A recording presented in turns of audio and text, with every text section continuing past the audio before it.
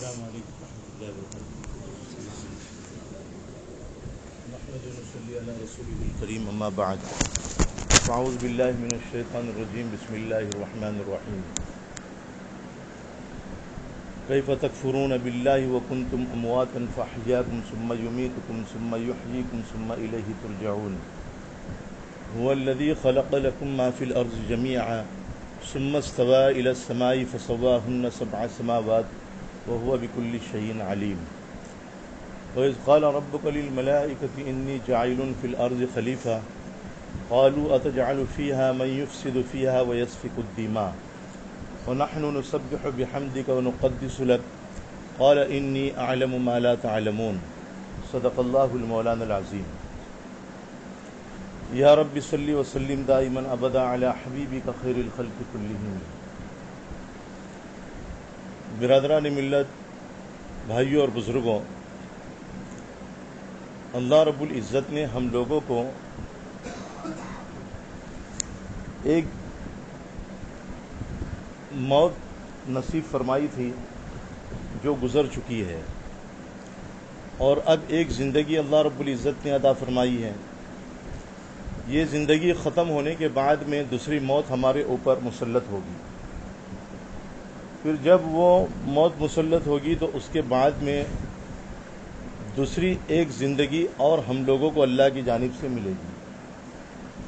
مطلب یہ ہے کہ اللہ رب العزت نے ہمارے ساتھ میں دو موت رکھی ہے اور دو زندگی رکھی ہے، جس کا ذکر اللہ رب العزت نے قرآن کریم کی سورۃ الغافر میں بیان فرمایا. کل قیامت کے دن اہل کفر، اہل شرک اللہ رب العزت کے بارگاہ میں اپنے گناہوں کا اعتراف کریں گے، اور اس وقت میں کہیں گے قالوا ربنا امتنا اثنتین واحییتنا اثنتین فاعترفنا بذنوبنا فهل الی خروج من سبیل. یا ہمارے رب، تو نے ہم کو 2 مرتبہ مارا، 2 مرتبہ زندگی دی، بس ہم اپنے گناہوں کا اعتراف کرتے ہیں. کیا چھٹکارے کا کوئی راستہ ہے؟ نکلنے کا کوئی راستہ ہے؟ فہل الی خروج من سبیل، نکلنے کا کوئی راستہ ہے؟ تو 2 زندگی ہے اور 2 حیات ہے. پہلی زندگی کون سی تھی؟ ہمارے اس دنیا میں آنے سے پہلے.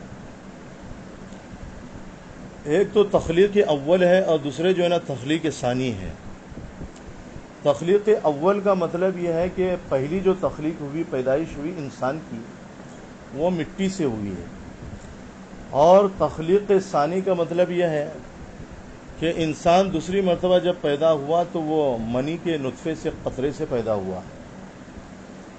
حضرت آدم علیہ الصلاۃ والتسلیم کو بنانے سے پہلے، جیسا کہ امام رازی رحمۃ اللہ علیہ نے بھی لکھا ہے، اور حضرت مفتی شفیع صاحب رحمۃ اللہ علیہ نے معارف القرآن میں بھی لکھا ہے، اور بھی علامہ عماد الدین کثیر رحمۃ اللہ علیہ نے اپنی کتاب تفسیر ابن کثیر میں بھی اس بات کو لکھا ہے کہ انسان کے اس دنیا میں آنے سے پہلے، آدم علیہ الصلاۃ والتسلیم کو پیدا کرنے سے پہلے، انسان کے ذرات مختلف چیزوں میں موجود تھے. جیسے کچھ ذرات ہواؤں میں تھے، کچھ ذرات پانی میں تھے، اور کچھ ذرات مٹی میں تھے، اور کچھ ذرات آگ میں. جب اللہ رب العزت نے حضرت آدم علیہ الصلاۃ والتسلیم کو بنانا چاہا تو فرشتوں کو حکم دیا کہ مٹی کو جمع کرو. تو مٹی سے جو ہے ذرات جمع کیے گئے، پانی سے جمع کیے گئے، ہوا سے جمع کیے گئے، آگ سے جمع کیے گئے. لیکن سب سے زیادہ دخل ان چاروں چیزوں میں سے مٹی کا ہے. اس لیے جو ہے مٹی کی طرف نسبت کر کے انسان کے متعلق یہ بات کہی جاتی ہے کہ انسان کو مٹی سے پیدا کیا گیا. یعنی جس چیز کی تکثیر زیادہ ہوتی ہے، جو چیز زیادہ ہوتی ہے، اسی کی طرف جو ہے نا نسبت کر دی جاتی ہے. جیسے حضرت ام سلمہ رضی اللہ تعالی عنہا کی ایک روایت ہے کہ وہ بیان فرماتی ہے کہ نبی کریم صلی اللہ علیہ وسلم شعبان کے اکثر دنوں میں روزہ رکھتے تھے، اور حضرت عائشہ رضی اللہ تعالی عنہا بیان فرماتی ہیں کہ نبی کریم صلی اللہ علیہ وسلم پورے شعبان میں روزہ رکھتے تھے. اب دونوں روایت میں جو ہے نا تضاد معلوم ہوتا ہے کہ ام سلمہ تو یہ کہتی ہے کہ زیادہ تر رکھتے تھے، اکثر رکھتے تھے، اور حضرت عائشہ بیان فرماتی ہیں کہ پورے کے پورے روزہ رکھتے تھے۔ اب دونوں روایت میں جو ہے نا اختلاف معلوم ہوتا ہے، تو دونوں میں تطبیق دینا بھی تو ضروری ہے تاکہ جو ہے دونوں کا اختلاف رفع دفع ہو جائے، ختم ہو جائے۔ تو محدثین بیان فرماتے ہیں کہ ہو سکتا ہے کہ بعض اوقات بعض شعبان میں اکثر روزہ رکھتے ہوں اور بعض شعبان میں جو ہے نا پورے روزے رکھتے ہوں، یا بعض دفعہ ایسے بھی ہوتا ہے کہ بھائی سر نے جو ہے میرے ذمے کوئی کام کر دیا کہ بھائی آپ کو جو ہے یہاں سے اتنے منٹ سے لے کر اتنے منٹ تک اس کام کو کرنا ہے، اس گھنٹے سے لے کر اس گھنٹے تک اس کام کو کرنا ہے۔ تو میں نے کیا کیا کہ اس دوران جتنا بھی کام ہو سکتا تھا تو اس کو میں نے چند منٹوں میں جو ہے نا نمٹا لیا۔ جیسے آفس والے کام کرتے ہیں تو صبح سے شام تک کا کام ہوتا ہے، لیکن 4 گھنٹے میں 5 گھنٹے میں جو ہے نا اس کو نمٹا دیتے ہیں، لیکن جب ان کی حاضری لگتی ہے تو پورے اوقات کی حاضری لگتی ہے۔ تو ہو سکتا ہے کہ نبی کریم صلی اللہ علیہ وسلم اکثر شعبان میں جو ہے نا روزہ رکھتے تھے، تو حضرت عائشہ رضی اللہ تعالیٰ عنہ نے یہی مراد لے لیا کہ پورے شعبان میں روزہ رکھتے تھے۔ تو بہرحال اسی طریقے سے جو ہے انسان کو جب اللہ رب العزت نے بنانا چاہا حضرت آدم علیہ السلام کو، تو سب سے زیادہ جو ہے مٹی کو لیا گیا، مٹی کے ذرات کو، اور پانی میں سے بھی لیا گیا، ہواؤں میں سے بھی لیا گیا، آگ میں سے بھی لیا گیا، لیکن مٹی کا دخل جو ہے نا سب سے زیادہ ہے۔ تو بہرحال اللہ رب العزت نے جو ہے نا اس دنیا میں ہمیں بھیجنے سے پہلے ہمارے اوپر موت کو مسلط رکھا تھا، جیسا کہ اللہ رب العزت نے سورۃ الانسان میں بیان فرمایا۔ اب سورۃ الانسان کا دوسرا نام سورۃ الدہر بھی ہے، جس میں اللہ رب العزت نے بیان فرمایا هل اتى علی الانسان حین من الدہر لم یکن شیئا مذکورا۔ انسان پر ایک وقت ایسا بھی گزرا ہے کہ انسان قابل ذکر چیز نہیں تھا، یعنی انسان کا کوئی ذکر ہی نہیں تھا کہ بھائی امجد کون ہوگا، بھائی یونس بھائی کون ہوں گے، معین سر کون ہوں گے، پروفیسر اعراز صاحب کون ہوں گے، کوئی جانتا ہی نہیں تھا، کسی کے علم میں نہیں تھا کہ آدم علیہ السلام کون ہوں گے۔ لیکن اللہ رب العزت نے کیا کیا، انا خلقنا الانسان من نطفۃ امشاج نبتلیہ فجعلناہ سمیعا بصیرا۔ بلا شبہ ہم نے انسان کو مخلوط نطفے سے پیدا کیا۔ اب اس کے اندر مخلوط نطفے میں کس نطفے کا دخل ہے؟ ایک تو جو ہے عورت کے یعنی منی کا دخل ہے، اور دوسرے جو ہے مرد کے منی کا دخل ہے۔ یہاں پر اللہ رب العزت نے تخلیق ثانی کو بیان فرمایا، اور اللہ رب العزت نے یعنی جیسے 23واں پارہ ہے سورۃ الصافات کے آخر میں اللہ رب العزت نے تخلیق اول کو بیان فرمایا۔ سورۃ الرحمن میں بھی غالباً تخلیق اول کو بیان فرمایا، خلق الانسان من صلصال کالفخار وخلق الجان من مارج من نار۔ اور 14ویں پارے میں بھی اللہ رب العزت نے شروع میں تخلیق اول کو بیان فرمایا، اور بھی جگہ پر جیسے پہلے پارے میں اللہ رب العزت نے تخلیق اول کو بیان فرمایا، سورۃ الاعراف میں بھی اللہ رب العزت نے تخلیق اول کو بیان فرمایا، اور یہاں پر تخلیق ثانی کو بیان فرمایا۔ اب انسان کو خون سے، بلغم سے، صفرا سے، ان تمام چیزوں سے جو ہے نا پیدا کیا جاتا ہے۔ جس چیز کا غلبہ زیادہ ہوتا ہے اسی کے اعتبار سے اس کا مزاج بھی ویسی ہی ہوتا ہے۔ جیسے انسان کے بدن میں خون زیادہ ہوگا تو اس کو اب ہائی بلڈ پریشر کی بیماری پیدا ہو جائے گی، خون کی کمی ہوگی تو جو ہے لو بلڈ پریشر کی بیماری ہو جائے گی، اور اسی طریقے سے صفرا زیادہ ہوگا تو ہمیشہ اس کا ہاضمہ بھی خراب ہوگا، اور اسی طریقے سے سودا کا دخل زیادہ ہوگا تو بیماری یعنی بخار اس کے اوپر مسلط ہوگا۔ صفراوی بخار کہتے ہیں، سوداوی بخار کہتے ہیں، بلغمی بخار کہتے ہیں۔ بہرحال اللہ رب العزت نے تخلیق اول جو ہے مٹی سے کیا، پھر تخلیق ثانی اللہ رب العزت نے نطفے سے کیا۔ اب مرد کا نطفہ عورت کے نطفے پر جب غالب آتا ہے تو لڑکا پیدا ہوتا ہے، اور عورت کا نطفہ مرد کے نطفے پر جب غالب ہوتا ہے تو لڑکی پیدا ہوتی ہے۔ جیسا کہ یہودیوں نے نبی کریم تاجدار مدینہ محمد عربی صلی اللہ علیہ وسلم سے مدینہ المنورہ میں کچھ سوالات کیے تھے، ان میں سے ایک سوال یہ بھی تھا کہ لڑکا کب پیدا ہوتا ہے، لڑکی کب پیدا ہوتی ہے؟ تو اللہ کے رسول صلی اللہ علیہ وسلم نے جواب دیا تھا اور ان سوالوں میں ایک سوال یہ بھی تھا کہ جنتیوں کی سب سے پہلی غذا کون سی ہوگی؟ نبی کریم صلی اللہ علیہ وسلم نے اس کا بھی جواب دے دیا۔ اور یہودی چونکہ پہلے جبرائیل علیہ السلام سے چڑھتے تھے اور اب بھی جبرائیل علیہ السلام سے چڑھتے ہیں، کیونکہ جبرائیل علیہ السلام اللہ کے احکامات اس دنیا میں لے کر کے آتے تھے، اور یہودی چونکہ اللہ رب العزت کی نافرمانیاں بہت زیادہ کیا کرتے تھے، تو ان کے خلاف جو ہے نا احکامات ہوا کرتے تھے۔ اب ان کے خلاف جب ہوتے تھے تو یہودی حضرت جبرائیل علیہ السلام سے چڑھا بھی کرتے تھے۔ اس لیے فرشتوں کے اوپر ایمان لانا بھی ضروری ہوا کہ بھائی فرشتے اللہ کے پیغام کو پیغمبروں کے پاس میں لاتے تھے، پیغمبروں کے پاس میں لاتے ہیں، تو فرشتوں کے اوپر ایمان و یقین رکھنا ضروری ہے۔ آمنت باللہ و ملائکتہ و کتبہ و رسلہ والیوم الآخر والقدر خیرہ و شرہ من اللہ تعالی والبعث بعد الموت۔ 7 چیزوں کا ذکر ہے، 7 چیزوں میں سے ایک فرشتوں پر ایمان لانا بھی ضروری ہے۔ تو بہرحال اللہ کے رسول صلی اللہ علیہ وسلم نے جواب دیا، تو تخلیق اول سے پہلے ہم لوگوں کا کوئی وجود نہیں تھا۔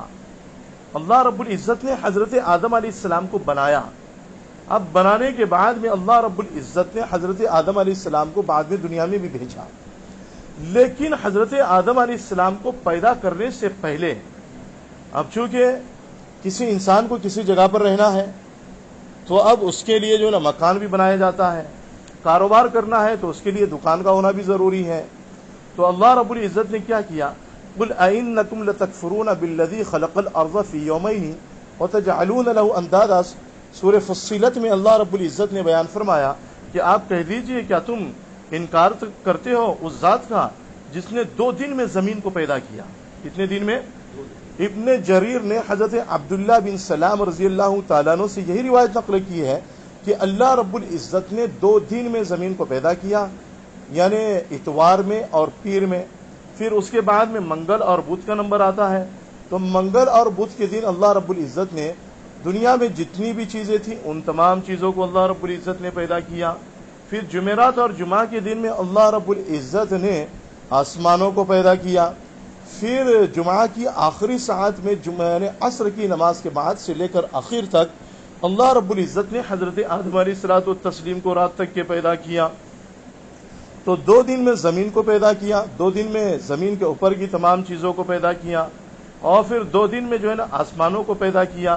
الذی خلق الموت والحیاۃ لیبلوکم ایکم احسن عملا وهو العزیز الغفور۔ الذی خلق 7 سماوات طباقا ما تری فی خلق الرحمن من تفاوت۔ وہی اللہ ہے جس نے جو ہے نا 7 آسمانوں کو پیدا کیے اور تہ بتہ پیدا کیے۔ جیسے پیاز ہوتا ہے اور پیاز کے اوپر ایک چھلکے کے اوپر دوسرا چھلکا، دوسرے کے اوپر تیسرا چھلکا، تہ بتہ، ویسے ایک آسمان کے اوپر دوسرا آسمان، دوسرے آسمان کے اوپر تیسرا آسمان، تیسرے آسمان کے اوپر چوتھا آسمان، اور اسی طریقے سے زمین ہے، ایک زمین کے نیچے دوسری زمین، دوسری زمین کے نیچے تیسری زمین۔ جیسا کہ جو ہے عبداللہ ابن مسعود رضی اللہ تعالیٰ عنہ اور حضرت عبداللہ ابن عباس رضی اللہ تعالیٰ عنہ اور دیگر صحابہ رضی اللہ تعالیٰ عنہم بیان فرماتے ہیں کہ اللہ رب العزت کا عرش سب سے پہلے پانی کے اوپر تھا۔ اس وقت میں جو ہے نا اس کے علاوہ کوئی اور مخلوق موجود نہیں تھی۔ تو اللہ رب العزت نے کیا کیا؟ جب اللہ رب العزت نے اور مخلوقات کو پیدا کرنا چاہا تو پانی سے جو ہے نا آبی بخارات کو، یعنی جو پانی کے جو دھواں ہوتا ہے، پانی کا جو دھواں ہوتا ہے، اس کو اوپر اٹھایا۔ اب اس کو اوپر اٹھانے کے بعد میں اللہ رب العزت نے جو ہے آسمانوں کو بنایا۔ پھر ایک آسمان سے اللہ رب العزت نے 7 آسمان بنائے۔ پھر وہ پانی خشک ہو گیا، سوکھ گیا، تو سوکھنے کے بعد میں جو ہے اللہ رب العزت نے اس سوکھے ہوئے پانی سے زمین کو بنایا۔ اس زمین سے اللہ رب العزت نے 7 زمینیں بنائی۔ پھر اللہ رب العزت نے جو ہے اس زمین کو مچھلی پر رکھ دیا، جس کا ذکر اللہ رب العزت نے سورۃ القلم میں بیان فرمایا، نون والقلم وما یسطرون ما انت بنعمت ربک بمجنون، کہ نون اور قلم کی قسم، آپ کہ قلم کی قسم اور ان فرشتوں کی قسم جو لکھتے ہیں، اور آپ اللہ رب العزت کے فضل سے اور احسان سے اس کی نعمت سے مجنون نہیں ہو۔ مشرکین مکہ آپ کو کیا کہا کرتے تھے؟ مجنون کہا کرتے تھے۔ اللہ رب العزت نے ان کے اس قول کی تردید بیان فرما دی کہ آپ مجنون نہیں ہو، تو اللہ رب العزت نے تو آپ کو نعمت سے، نبوت کی نعمت سے سرفراز فرمایا۔ تو اللہ رب العزت نے زمین کو مچھلی کے اوپر رکھا اور مچھلی کو پانی پر رکھا، اور پانی صفات پر ہے، اور صفات کہتے ہیں بالکل چکنے پتھر کو، جیسا کہ جو المنجد القاموس وغیرہ میں جو ہے لکھا ہے اور اسی طریقے سے جو ہے یعنی القاموس الجدید میں بھی لکھا ہے کہ صفات پر جو ہے نا وہ پانی ہے، پھر وہ صفات جو ہے چکنا پتھر بالکل وہ فرشتے کے اوپر ہے، اور فرشتہ جو ہے نا یعنی پتھر کے اوپر ہے، اور وہ پتھر جو ہے نا ہوا میں ہے۔ تو جب اللہ رب العزت نے جو ہے ان تمام چیزوں کو پیدا کیا تو اب زمین ہلنے لگی، تو اللہ رب العزت نے کیا کیا، جس کا ذکر اللہ رب العزت نے 17ویں پارے میں بیان فرمایا، وَجَعَلْنَا فِي الْأَرْضِ رَوَاسِيَ أَن تَمِيدَ بِهِمْ وَجَعَلْنَا فِيهَا فِجَاجًا سُبُلًا لَعَلَّهُمْ يَهْتَدُونَ، کہ ہم نے جو ہے نا پہاڑوں کو پیدا کیا، پہاڑوں کو ہم نے بنایا اور پہاڑوں کو ہم نے زمین کے اوپر رکھ دیا، جیسا کہ اللہ رب العزت نے قرآن کریم کے سورۃ النبا میں 30ویں پارے کے شروع میں بھی جو ہے نا بیان فرمایا کہ ہم نے جو ہے نا پہاڑوں کو میخ بنا دیا، اور اسی طریقے سے سورۃ الغاشیہ میں بھی اللہ رب العزت نے بیان فرمایا افلا ينظرون الى الابل كيف خلقت والى السماء كيف رفعت والى الجبال كيف نصبت والى الارض كيف سطحت، کیا تم جو ہے پہاڑوں کی طرف نہیں دیکھتے کہ اللہ رب العزت نے پہاڑوں کو زمین میں کیسے نصب کر دیا ہے، کیسے گاڑ دیا ہے، کیسے میخ بنا دیا ہے۔ لیکن اس روایت سے جو ہے نا یہ بات معلوم ہوتی ہے کہ آسمانوں کو پہلے پیدا کیا گیا، زمینوں کو بعد میں، لیکن صحیح قول تو وہی ہے جو عبداللہ ابن سلام رضی اللہ تعالیٰ عنہ کا ہے، کیونکہ اللہ رب العزت نے سورۃ النازعات میں بھی بیان فرمایا، اور اسی طریقے سے جو ہے پہلے پارے میں بھی اللہ رب العزت نے بیان فرمایا وَالَّذِي خَلَقَ لَكُم مَّا فِي الْأَرْضِ جَمِيعًا، وہی اللہ ہے جس نے تمہارے لیے زمینوں کو پیدا کیا۔ تو زمین کو اللہ رب العزت نے پہلے بنایا، پھر اللہ رب العزت نے ایک زمین سے کتنی زمینیں بنائی؟ 7 زمین بنائی۔ کس کے لیے بنائی ہے اللہ رب العزت نے؟ تمام مخلوقات کے لیے، اور تمام مخلوقات کو اللہ نے کس کے لیے بنایا؟ انسان کے لیے بنایا۔ یہ ہم جو اس پہ قالین پہ بیٹھے نا، یہ قالین بھی ہمارے لیے بنائی گئی۔ کبھی آپ نے سنا ہے کہ بھئی یہ قالین جو ہے کسی گدھے کے لیے بیٹھنے کے لیے بنائی گئی ہو، یا کسی گھوڑے کو بیٹھنے کے لیے بنائی گئی ہو، یا اسی طریقے سے جو ہے یا کسی اور مخلوق کی یعنی ہاتھی شیر وغیرہ کے لیے بنائی گئی ہو؟ یہ تو حضرت انسان کے لیے بنائی گئی ہے۔ یہ پنکھا بھی جو ہے نا انسان کے لیے بنایا گیا، یہ چھت بھی جو ہے نا انسان کے لیے بنائی گئی ہے۔ تمام روئے زمین اور روئے زمین کی تمام چیزیں جو ہے نا سب کی سب انسان کے لیے بنائی گئی ہے۔ تو اللہ رب العزت نے جو ہے آبی بخارات کے ذریعے سے زمین کو پیدا کیا، پھر بعد میں جو ہے نا آسمانوں کو پیدا کیا۔ اب آسمانوں کو پیدا کرنے کے بعد میں اللہ رب العزت نے جب زمینوں کو پہلے پیدا کر دیا تھا، اب زمینوں کو پھیلانا بھی مقصد تھا، پھیلانا بھی تھا، بچھانا بھی تھا، تو اللہ رب العزت نے اس کا ذکر بیان فرمایا وَالْأَرْضَ بَعْدَ ذَلِكَ دَحَاهَا أَخْرَجَ مِنْهَا مَاءَهَا وَمَرْعَاهَا، اس کے بعد میں اللہ رب العزت نے زمینوں کو پھیلا دیا، پھر اللہ رب العزت نے زمینوں سے پانی کو نکالا، أَخْرَجَ مِنْهَا مَاءَهَا وَمَرْعَاهَا، اور اس میں سے اللہ رب العزت نے چارہ نکالا، مَتَاعًا لَكُمْ وَلِأَنْعَامِكُمْ، جو تمہارے لیے بھی فائدہ مند ہے اور تمہارے چوپائیوں کے لیے بھی فائدہ مند ہے۔ فَإِذَا جَاءَتِ الطَّامَّةُ الْكُبْرَى، پھر ایک دن ایسا آئے گا کہ اللہ رب العزت قیامت کو ہمارے اوپر مسلط کر دیں گے، یعنی بڑے ہنگامے والی چیز آ جائے گی اور وہ قیامت والا دن ہوگا۔ تو بہرحال اللہ رب العزت نے انسان کو پیدا کرنے کے لیے، انسان کو زندگی گزارنے کے لیے اور انسان کو بسنے کے لیے پہلے زمینوں کو بنایا، پھر اس کے بعد میں اللہ رب العزت نے زمینوں کے اوپر تمام چیزوں کو بنایا، پھر آسمانوں کو بنایا۔ یہ تمام چیزیں اللہ رب العزت نے کس کے لیے بنائی ہے؟ یہ انسان کے لیے اللہ رب العزت نے بنائی ہے۔ تو پہلے تو ہمارا کوئی وجود نہیں تھا دنیا میں آنے سے پہلے، پھر اس کے بعد میں اللہ رب العزت نے ہمیں وجود بخشا۔ هل اتى على الانسان حين من الدهر لم يكن شيئا مذكورا انا خلقنا الانسان من نطفة امشاج نبتليه فجعلناه سميعا بصيرا۔ اب پیدا کرنے کے بعد میں اللہ رب العزت نے ہم لوگوں کو سننے والا بنایا، ہم لوگوں کو دیکھنے والا بنایا۔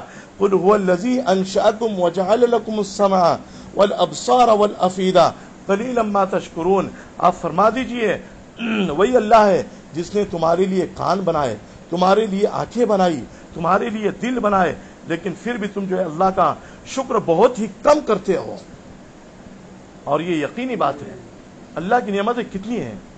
ابن عطا رحمۃ اللہ علیہ بیان فرماتے ہیں کہ تمام چیزوں کو اللہ رب العزت نے انسان کے لیے پیدا کیا، اور ظاہر سی بات ہے کہ انسان کو کس کے لیے پیدا کیا؟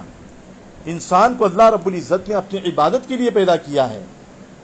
اللہ کے رسول صلی اللہ علیہ وسلم نے بھی حدیث پاک میں بیان فرمایا، ان الدنیا خلقت لکم وانتم خلقتم للآخرہ، ان الدنیا خلقت لکم وانکم خلقتم للآخرہ، کہ بلا شبہ دنیا کو تمہارے لیے پیدا کیا گیا ہے اور تم کو آخرت کے لیے پیدا کیا گیا ہے، آخرت کی تیاری کے لیے، آخرت کی محنت کے لیے، آخرت بنانے کے لیے۔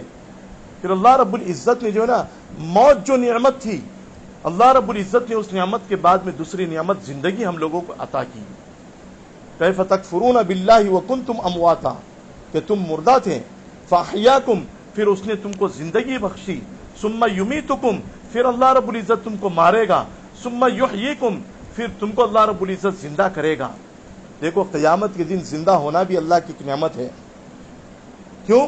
اس لیے کہ جو اہل ایمان ہوں گے، جنہوں نے اللہ کی توحید کا اقرار کیا ہے، جنہوں نے رسول کی رسالت کو مانا ہے، جنہوں نے آخرت پر ایمان و یقین رکھا ہوگا، جنہوں نے دنیا میں رہ کر کے آخرت کی تیاری کی ہوگی اور دوسری موت کی تیاری کی ہوگی، اللہ رب العزت ان کو بڑی بڑی نعمتوں سے سرفراز فرمائیں گے، جنت والی نعمتوں سے سرفراز فرمائیں گے، جنت الفردوس عطا فرمائیں گے، جنت العدن اللہ رب العزت عطا فرمائیں گے، بڑی بڑی چیزیں اللہ رب العزت عطا فرمائیں گے۔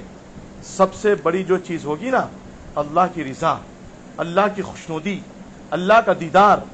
بعض بندے تو ایسے ہوں گے جو صبح میں بھی اللہ کا دیدار کریں گے، شام میں بھی اللہ کا دیدار کریں گے، روزانہ اللہ کا دیدار کریں گے۔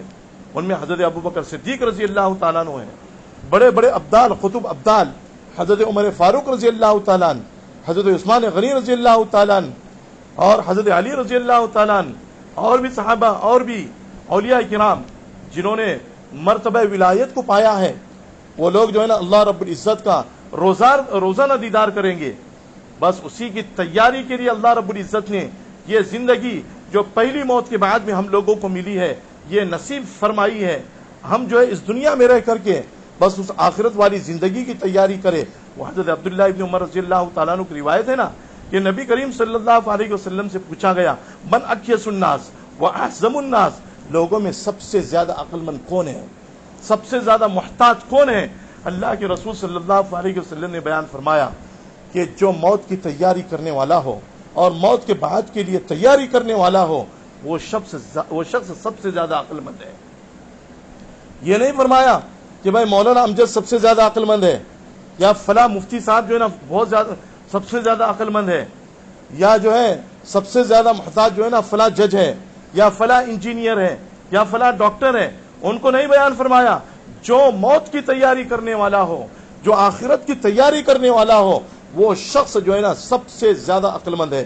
چاہے وہ تیاری کرنے والا مولانا ہو، چاہے وہ تیاری کرنے والا مفتی ہو، چاہے وہ تیاری کرنے والا پروفیسر ہو، چاہے وہ تیاری کرنے والا انجینئر ہو، چاہے وہ تیاری کرنے والا ڈاکٹر ہو، چاہے وہ تیاری کرنے والا کاروباری آدمی ہو، تاجر آدمی ہو، جو بھی ہو، وہ اس کا مستحق ہے، اس کا حقدار ہے۔ تو اس لیے برادران ملت، معزز سامعین کرام، اللہ رب العزت نے ہم لوگوں کو اس دنیا میں جو پیدا کیا ہے، صرف وقت گزارنے کے لیے نہیں پیدا کیا ہے، صرف ہمیں کھانا کھانے کے لیے اس دنیا کی نعمت عطا نہیں کی ہے۔ اللہ رب العزت اس کے بعد میں جو موت ہمارے اوپر مسلط کرنے والے ہیں، اس موت کے بعد میں ایک عالم برزخ ہے، اس عالم برزخ میں جو ہے نا ہمیں جانا ہے۔ اور یہ عالم برزخ کی جو زندگی ہے، یہ حقیقت میں دنیا کی زندگی کے مانند نہیں ہے، یہ حقیقت میں آخرت کی زندگی کے مانند نہیں ہے، بلکہ حضرت مولانا مفتی شفیع صاحب رحمۃ اللہ علیہ نے بیان فرمایا کہ عالم برزخ کی زندگی، یہ زندگی جو ہے دنیا کی زندگی کا تکمیلہ ہے، دنیا کی زندگی کو مکمل کرنا ہے، اور آخرت کی زندگی کا مقدمہ ہے کہ آخرت کی زندگی وہاں سے ابتدا ہوتی ہے، آخرت کی زندگی وہاں سے شروع ہوتی ہے۔ اور قبر والی زندگی کا تذکرہ اللہ رب العزت نے قرآن کریم کی دوسری آیات میں بیان فرمایا، اور احادیث متواترہ میں اللہ رب العزت نے، اللہ کے رسول صلی اللہ علیہ وسلم نے بیان فرمایا۔ حضرت ابو سعید خدری کی روایت ہے جس کو امام ترمذی نے نقل کیا ہے، جب مومن بندے کو قبر میں رکھ دیا جاتا ہے تو قبر کیا کہتی ہے اس سے؟ تیرا آنا مبارک ہو کہ میری پشت پر جتنے بھی لوگ چلتے تھے ان سب میں سب سے زیادہ جو ہے نا تو ہی مجھ کو زیادہ محبوب تھا۔ کہتی یا نہیں کہتی ہے قبر؟ حضرت برا ابن عازب رضی اللہ تعالیٰ عنہ کی روایت ہے، جس کو امام ابو داؤد رحمۃ اللہ علیہ نے نقل فرمایا ہے کہ فرشتے مردے کو قبر میں کیا کہتے ہیں؟ نم کنومت العروس، پہلی رات کی جو دلہن ہوتی ہے نا ویسے سوتا رہے، پوری سہولت اور پورا اطمینان اور پوری تسلی دیتے ہیں فرشتے ایمان والوں کو. لیکن ایمان ویسا ٹھوس ہونا چاہیے، ایمان ویسا مضبوط ہونا چاہیے. دیکھو نماز پڑھنا تو جو ہے نا فرض عین ہے، لیکن نماز مکمل دین نہیں ہے. روزہ رکھنا جو ہے نا فرض عین ہے، لیکن روزہ مکمل دین نہیں ہے. زکوٰۃ دینا جو ہے نا فرض عین ہے نا. ایک سال گزر جائے تو زکوٰۃ کا نکالنا صاحب نصاب پر، جو صاحب حیثیت ہے اس پر نکالنا فرض عین ہے، لیکن صرف زکوٰۃ بھی مکمل دین نہیں ہے. حج کرنا صاحب حیثیت پر فرض عین ہے، لیکن جو ہے نا مکمل دین نہیں ہے. مکمل دین کس کا نام ہے؟ جس کو اللہ رب العزت نے قرآن کریم میں بیان فرمایا، کنتم خیر امت اخرجت للناس تأمرون بالمعروف وتنہون عن المنکر وتؤمنون باللہ. سمجھے، اللہ رب العزت نے اس ایک آیت کے اندر ساری چیزوں کو بیان کر دیا، ساری چیزوں کو اللہ نے بیان کر دیا. کیا ہم نے کبھی اپنے گھر والوں کو دین کی دعوت دی ہے؟ سچے دل کے ساتھ میں سوچے، دل کی گہرائیوں کے ساتھ میں سوچے.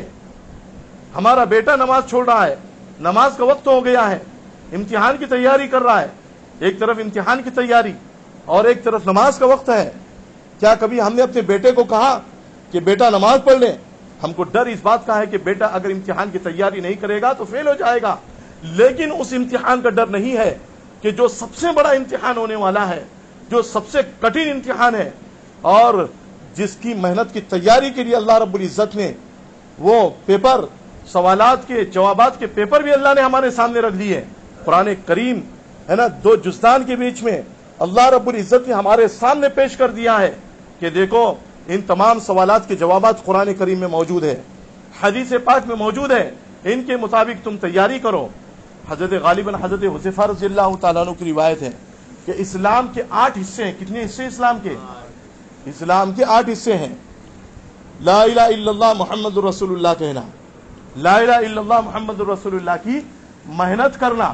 صرف لا الہ الا اللہ نہیں، محمد الرسول اللہ بھی ہے ساتھ میں، اور اس کے بعد میں اجماع امت بھی ہے، اس کے بعد میں جو ہے نا قیاس بھی ہے.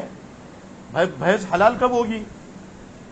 آپ کو معلوم ہے قرآن کریم کی کسی آیت میں بھینس کے حلال ہونے کا ذکر ہے کیا؟ کسی حدیث میں بھینس کے حلال ہونے کا ذکر ہے؟ نہیں ہے. بھائی کہیں پر نہیں ہے. پورے ذخیرہ حدیث میں، پورے قرآن کریم میں بھینس کے حلال ہونے کا ذکر نہیں ہے. اب بھینس حلال کیسے ہوگی؟ اس کو جو ہے نا قیاس کیا جائے گا. کس کے اوپر قیاس کیا جائے گا؟ بیل پر، گائے پر. کیوں؟ بیل جو ہے نا جگالی کرتا ہے نا، گھاس کیسے چباتا ہے؟ جگالی کرنا بولتے ہیں اس کو، اس طریقے سے. اور گائے کیسے جگالی کرتی ہے نا، اس طریقے سے. تو بھینس بھی جو ہے نا جگالی کرتا ہے. ایک شخص سے پوچھا گیا کہ بھائی بھینس حلال ہے یا حرام ہے؟ تو کہا کہ جو بھینس حلال ہے. تو اس سے پوچھا گیا کہ بھینس حلال کیوں ہے؟ تو کہا کہ وہ داڑھوں سے چارہ چباتی ہے. تو سامنے والے نے کہا کہ بھائی گدھا بھی تو داڑھوں سے چباتا ہے، تو گدھا بھی حلال ہو گیا؟ ہاں بھائی بندر حلال ہے یا حرام ہے؟ بندر اگر حلال ہے تو قرآن کریم سے بتاؤ، ہے نا. بندر اگر حرام ہے تو قرآن کریم سے بتاؤ. تو بندر کے حرام ہونے کا ذکر بھی قرآن میں نہیں ہے، بندر کے حلال ہونے کا ذکر بھی قرآن کریم میں موجود نہیں ہے. تو ایک تو یہ کہتا ہے کہ ہم صرف قرآن کو مانتے ہیں. تو جب قرآن کو مانتے ہیں تو بندر کے حلال ہونے کو بتاؤ اور بندر کے حرام ہونے کو بتاؤ. دونوں بھی آپ نہیں بتا سکتے. اور اگر کہتے ہیں کہ بھائی بھینس حلال ہے، جیسے ایک تو یہ کہنا ہے کہ بھائی ہم صرف حدیث کو مانتے ہیں، حدیث کا نام لے کر کے لوگوں کو دھوکہ دینا، قرآن کا نام لے کر کے لوگوں کو دھوکہ دینا. اصل تو وہی ہے جو دین کی خدمت کرنے والے ہیں، جن کو اہل سنت والجماعت کہا جاتا ہے. یوم تبیض وجوہ وتسود وجوہ. حضرت عبداللہ ابن عباس بیان فرماتے ہیں کہ اس سے مراد کون لوگ ہیں؟ وہ اہل سنت والجماعت ہیں، جن کے چہرے کل قیامت کے دن بالکل روشن ہوں گے اور سفید ہوں گے، چمکتے ہوں گے. وجوہ یومئذ ناظرۃ الی ربها ناظرہ، کہ اس وقت بہت سے چہرے اللہ رب العزت کو دیکھنے والے ہوں گے. اور وہ کون لوگ ہوں گے؟ اہل سنت والجماعت ہوں گے، کہ جو اللہ کے رسول حضرت محمد الرسول اللہ صلی اللہ علیہ وسلم کی سنتوں پر چلنے والے ہوں گے، اور صحابہ کرام کے طریقے پر چلنے والے، صحابہ کرام کی جماعت کے مطابق عمل کرنے والے ہوں گے. ان کو جو ہے اہل سنت والجماعت کہا جاتا ہے. تو اگر کامیاب ہونا اس دنیا میں تو دین کی محنت کرنا ہوگی. تو پہلا حصہ لا الہ الا اللہ محمد الرسول اللہ، جس کو حضرت عبداللہ ابن عمر نے ان الفاظ میں بھی بیان فرمایا: بنی الاسلام علی خمس، شہادت اللہ الہ الا اللہ وان محمد الرسول اللہ واقام الصلاۃ، دوسری چیز ہے نماز کو قائم کرنا، وایتاء الزکات، زکات ادا کرنا، والحج وصوم رمضان، حج کرنا اور رمضان کے روزے رکھنا. اور حضرت حذیفہ کی روایت میں ہے الامر بالمعروف، اچھے کام کا حکم کرنا، والنہی عن المنکر، اور برائیوں سے روکنا. میرے بھائیوں اور بزرگوں، دین صرف جو ہے نا ایک چیز کا نام نہیں ہے.